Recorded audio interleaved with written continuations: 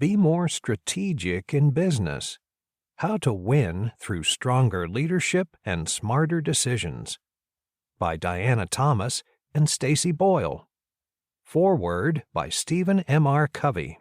Narrated by Patrick Downer, Eva Wilhelm, and Colleen Delaney.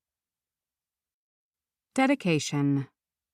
Diana, I dedicate this book to all of you leaders who persevered when you realized you needed to be more strategic, especially those who have trusted me to be their coach.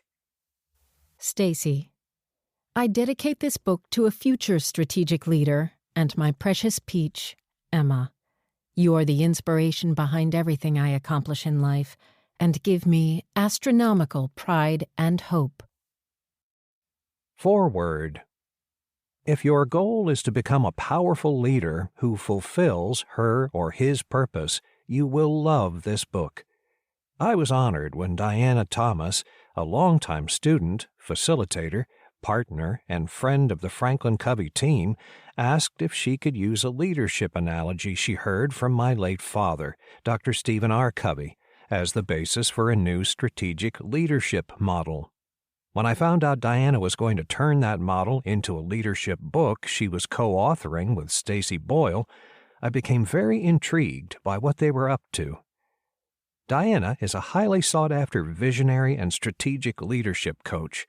Stacy is an expert in analytics and evaluation, helping companies move the needle on important business measures. While they're both accomplished professionals on their own, their unique partnership has the potential to teach strategic leadership in a way that's practical and contextualized in today's business environment, something that you don't often find in leadership books. As I sat down to read their manuscript, I was struck by just how applicable the book would be for anybody who is coming into a leadership role. Diana and Stacy are giving you the complete picture here. Everything from the personal attributes you need to help others perceive you as strategic, to the time and prioritization techniques we have taught in our organization, to the ways that leaders plan, execute, and show critical results. What this powerful pair has done in this book is similar to what I've attempted to do with the principles that underlie trust. Just as I've sought to help people see that trust is not merely a soft social virtue, but rather a hard economic driver that can be learned, Diana and Stacy have taken the vague, elusive advice of be strategic and made it into a practical, actionable set of skills that can become habits. This isn't just a book for new leaders. There are many leaders who have been managing organizations for some time, others who perhaps have been passed over for promotions, and still others who are struggling to think strategically and connect their functions' activities to what matters most to the business. The latter have not developed what I call tasks, the talents, attitudes, skills, knowledge, and style to strategically affect people and results. Having spent much of my career working with leaders in the human resources space, I know they have unique challenges and opportunities when it comes to driving business results. Diana and Stacy grew up in that world, and what they share in this book is all the more valuable because it's been time-tested in one of the more difficult disciplines to lead strategically. Core to my father's and my personal leadership philosophies has been the importance of being strategic, of leaning your ladder against the right wall of success in work and life. This analogy, used in Be More Strategic in Business, is the backbone of what the authors identify as the 6 factors for strategic leadership. These factors are essential for anyone who needs to be more strategic in organizational contexts, public and private companies, nonprofits, government, small business owners, entrepreneurs, and startup founders.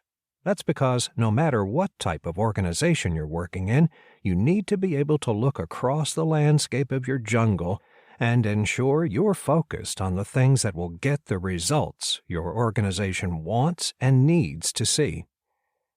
In my work helping leaders and organizations build trust, I've noticed that the lack of trust costs individuals and organizations dearly, what I call trust taxes. Similarly, if you're too tactical in your approach to understanding your business needs and providing solutions, your influence and career will be taxed or limited. Conversely, there are trust dividends that are earned when you wisely extend trust, increase your credibility, and behave in ways that inspire trust with your stakeholders. So it is that there are significant benefits when you intentionally choose to be strategic in your work of leadership and influence. I'm confident you will enjoy both the destination and the journey of becoming more strategic, and that developing this competency will increase your credibility and results as a leader. This wonderful book will show you how. Stephen M.R. Covey, author of the New York Times and #1 Wall Street Journal bestseller, The Speed of Trust, former President and CEO, Covey Leadership Center. Introduction. When we first met each other back in 2010, we had no idea that the needs driving our initial meeting would eventually turn into a process for you, our leader-reader, to cultivate your own strategic leadership capabilities and then apply that skill set throughout your organization. No, we got together under the premise that one of us had a missing piece and the other knew how to fill in the gap but lacked a platform for sharing her knowledge. Our relationship grew over the years as we helped each other in many ways, and eventually we realized that putting our skill sets together created a combination that is desperately needed in the business world. We want you to know where we come from because our individual stories are the genesis of our model. Most of the book contains our collective wisdom, but occasionally we'll share specific insights that come from one of us. We want to give you our wins, lessons learned, mistakes, and occasional embarrassments, so you can turn them into your opportunity to excel. Stacy. Ouch. That was my initial reaction to my first performance review in my first professional job after earning my Ph.D. at the age of 29. I was used to being the sharp and successful girl in academia, so it was pretty shocking to find out that I was too detail-oriented and that people didn't like meeting with me, among other things. Where was this feedback coming from, and what the heck could I do to change it?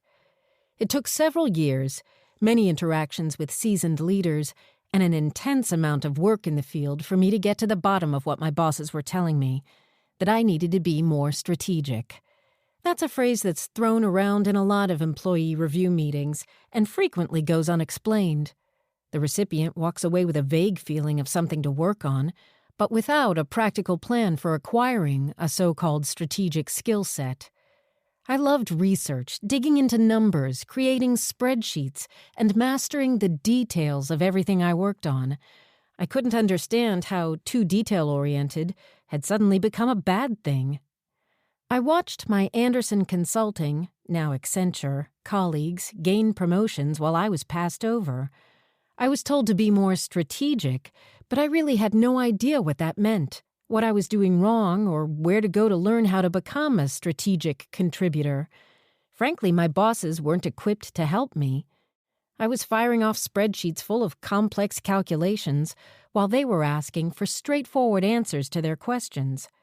Right out of academia, I didn't yet understand how to distill my research findings into meaningful answers to management's strategic questions. In the high-pressure environment of Andersen, where everybody was smart, successful, and competitive, I really couldn't afford to flounder. After a couple of years, I moved on and directed my career more specifically into the corporate training field. During this time, I realized that I loved the consulting model. It gave me the ability to dig into the details that energized my work, but at the same time I was able to be out in the world, working with dynamic individuals and tackling new problems in a variety of industries. Human capital analytics became my niche. The problem was, in the early 2000s, no one in the market knew what that was, and no one in the nascent field had figured out how to package it in a way that was mainstream and palatable to the potential customers who stood to benefit.